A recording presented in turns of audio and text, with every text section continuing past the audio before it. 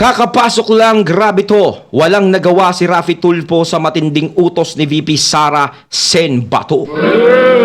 Etong balitang ito ay nagmula kay Banat News Updates. Ayan ha, syempre ilalagay ko sa description box ang link ng channel ni Banat News Updates para makabisita kayo at maging updated sa mga balita na kanyang ilalabas. So, syempre, ito ang kanyang lingkod na si BT na magbibigay ng reaksyon at komento sa balitang ito. So, huwag na natin pagtagalin at sabay-sabay na nating panoorin ang laman ng videong hatid sa atin ni Banat News Updates at bibigyan natin ng reaksyon. Pasok! Pag-uusapan natin Ayun, ngayon, si Sir Badong Arazoles. Sara Duterte at si Senator VP Sara Duterte at Senator Raffy Tulfo. Aha. Statistically tied po, no, sa latest presidential survey at iniiwan po nila yung kompetisyon. Ba? Ito po ay isang punto lang po ang lamang, no, ni Senator Raffy Tulfo dito po kay Vice President Sara Duterte. Ano po ibig sabihin yan? Pag ngayon po nagkaroon ng botohan, So, lamang si Senator Raffy kay VP Sara, aba? statistically tied po sila kasi po meron po yung meron pong plus and minus 2 3% to 5%, ganun po yan, no? So tabla po sila. Si VP Sara, partida po yan. So ibig sabihin ba dong pwede talagang talunin ni Raffy Tulfo si VP Sara? Yan, sasagutin natin yan. Okay. Ito po, tignan po natin to. So 35 po si Senator Raffy Tulfo. Ito po ay poll conducted, survey ay conducted po noong March 6 to March 10. 35% si Raffy Tulfo. Na naman sa kapitbahay. 34% naman po si Sara Duterte, no? So very close po, 1 point lang. Kaya nga statistically ay talagang tabla po sila, no? Pero ang maganda po rito, iwan po nila yung pangatlo. Ang pangatlo po ay walang iba kundi si Leni Robredo na iboboto pa rin ng mga dilawan kakampi kahit na ano mangyari, may 11%. Walang kadala-dala. No? Followed by Senator Amy na may 5%. Manny Pacquiao na may 3%. Ibig sabihin, tinalo pa ni Robredo si Amy Marcos. Ba? Si Pacquiao din. Mahaba. Senators Robin Padilla, Hontiveros who got 2% and 1%, no? So si Hontiveros po 1% lang. 1% lang po. Huwag ng mga... Kaya wala pong kahit na anong daldal ni Hontiveros, wala na po yung talabihan sa mga Pilipino. Para sa akin ako, hindi naman ako naniniwala basta-basta sa survey ngayon eh. Kahit ba sabihin na lamang si Senator Raffy, sorry Senator Raffy, no? Para sa akin kasi is hindi talaga ako naniniwala. O kahit number 1 si VP Sara, syempre, siguro yung survey na yan is ilan lang kasi ang nakakausap dyan. Ilan lang ang mga taong nasa survey. Hindi naman yan yung buong Pilipinas, yung lahat ng botante.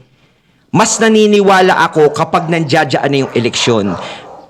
Pero sa pangangampanya, doon din natin malalaman yan kung gaano kalakas ang isang kandidato. Respondents were still undecided.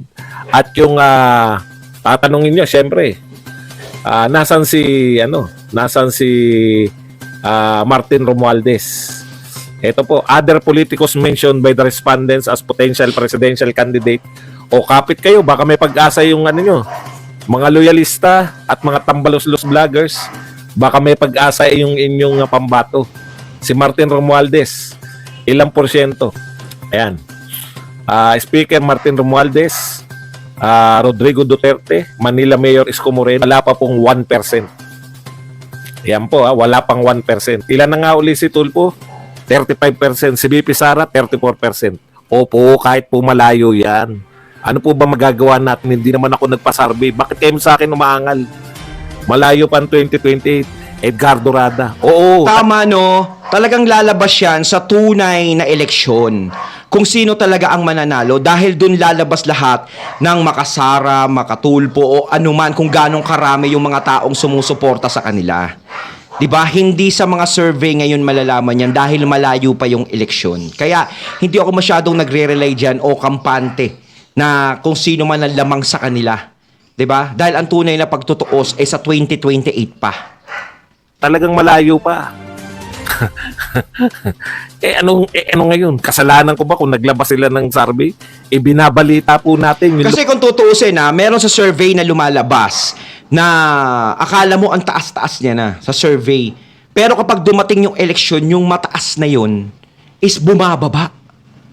Ang nananalo, yung pangalawa sa kanya. Ganun yun eh. Kasi hindi pa lahat na 100% is bumoboto doon. Wala pa. Usapan lang yun. Survey lang yan. 'Di ba? Kung 20 tao lang yung kinakausap nila, yun lang eh. Hindi naman buong Pilipinas. Maniniwala akong buong Pilipinas nagbabahay-bahay sila sa survey. 'Di ba? Magtsatsaga ba sila ng ganun?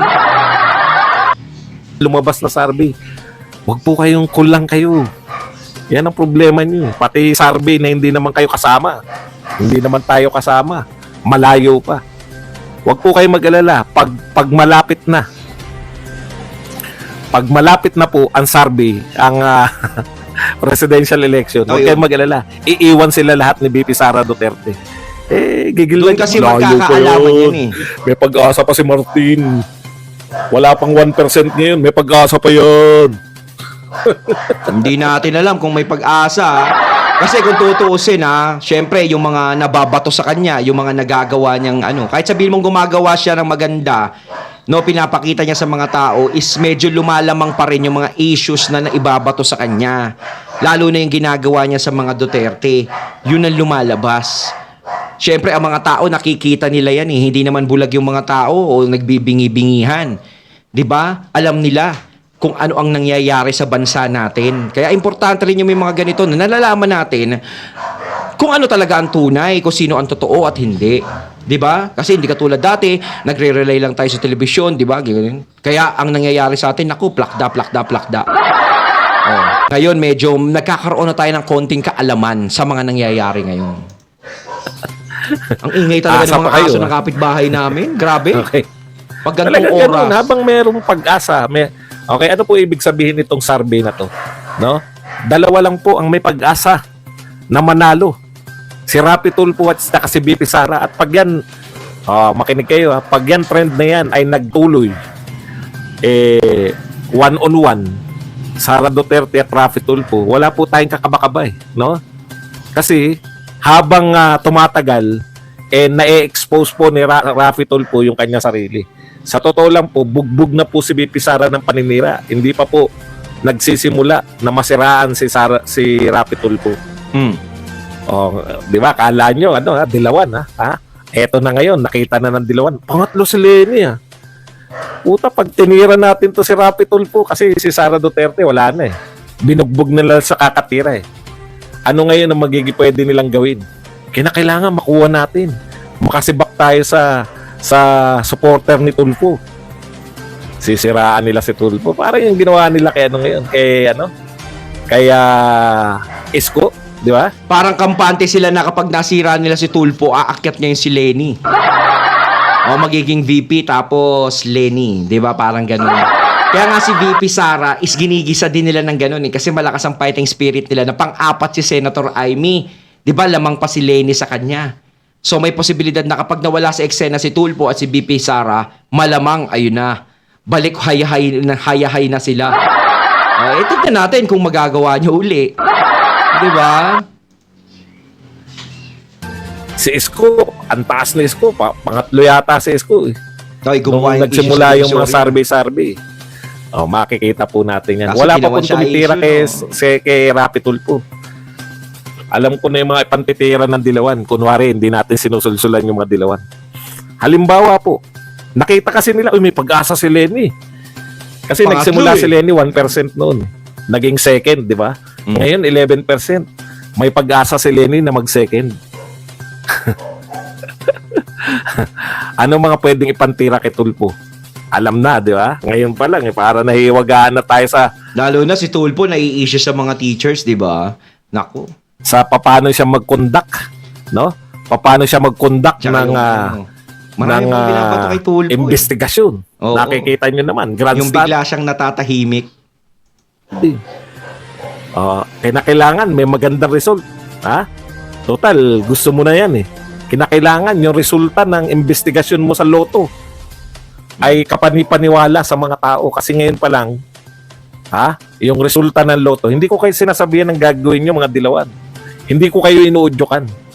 Pero pwede Mako mga mamaya magkaroon sila ng idea, Sir Badong, ha? din yung pagsimulan niya. Inutusan yung mga dilawan. Total, utu-utu naman kayo. So, ibig sabihin dito is may mga talagang may gusto pa kay Tulfo. Siyempre, hindi naman natin hinahadlangan yung mga tao na may gusto kay Tulfo, may gusto kay VP. Hindi natin hinahadlangan yung karapatan nila kung sino yung gusto nilang iluklok bilang presidente sa 2028. Pero nga mga katunay, no, meron tayong salita na vote wisely. Alamin nyo muna maigi yung karakter ng isang politiko o kandidato na tatakbo bilang presidente. Kasi nga, sabi ni Tatay Digong, ang pagiging presidente ay hindi madali. Napakahirap niyan. 'Di ba? Lalong-lalo na tayo mga katunay, tayong mga mamamayan ang magsasuffer kapag tayo ay pumili ng isang presidente na hindi maayos. Tayo ang mahihirapan sa loob ng 6 na taon. Kaya dapat hindi na uli kayong magkamali. Binibigyan ko kayo ng ideya, di ba? Oo.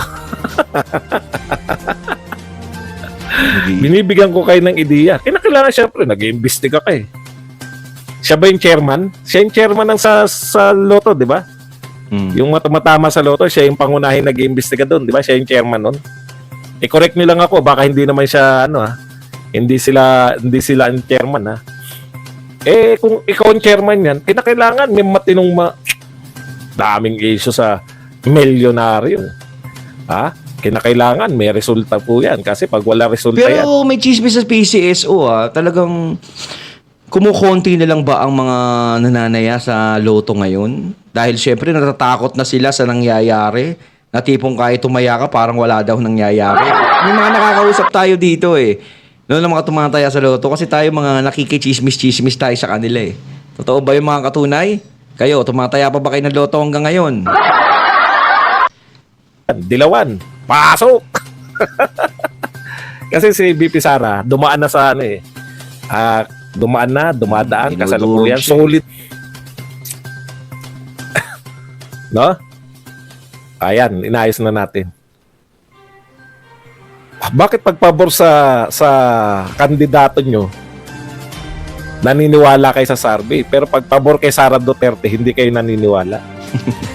Ganyan naman talaga. Pag naging number 1 si Lenny, tuwan-tuwa sila niya. Wala silang sasabihin niya. Ang dami makakaligtas kay Lenny pag nanalo yan. Kapag BP Sara, walang makakaligtas, sigurado. Masasagasaan lahat ng sumagasa. Nako. Yun ang kinatatakutan nila eh. Kay Tulfo kasi medyo ganon-ganon pa, di ba? Maaari pa sila makalusot, maaaring hindi. Natin. Lagi po nangunguna si Sara Duterte. Ano po katunayan? Ito po ang katotohanan sa survey, no? Sabi naman sa inyo, hindi po lahat ng survey pwede niyong pagtiwalaan. Sino po yung pwede niyong pagtiwalaan? Wala nang silbi tirahin si Tambi, hindi nakakaangat, no? Wala talaga eh. Mag-ship na tayo nito. Sa totoo lang po, si Tulfo lang po ang pwede talaga makatalo. Siya lang ang kay choice. VP Sara. Hindi pala pwede makatalo. Bura. Si Rafi Tulfo lang po ang malapit. Yan, pinakamalapit. Kukultahin natin Wala na utak kasing ng mga iba, dilawan. Banat kayo ng banat kay VP Sara. Binanatan nyo na yan. Kinakailangan nyo mag-second kayo. Kinakailangan nyo mag-iba si Rafi Tulfo dahil mawawala na si Lenny. Ayun, natating natunghayan ng video na nagmula kay Banat News Updates at syempre natunghayan natin ang boses na yun na si Sir Badong Aratholes. Ayan Sa tingin nyo ba mga katunay, si Rafi Tulfo ay tatakbo bilang presidente sa susunod? O hindi? O tumakbo uli siyang senador na lang, ganyan, o vice president. Siguro tuwan-tuwa yung mga dilawan kapag nag-back out si Rafi Tulfo tsaka si BP Sara, no? Ang laki siguro ng palakpakan nila yun. Kaya mga katunay, ano masasabi nyo tungkol dito? Comment lang po kayo sa comment box. So once again, I'm BT and I'm out. Peace.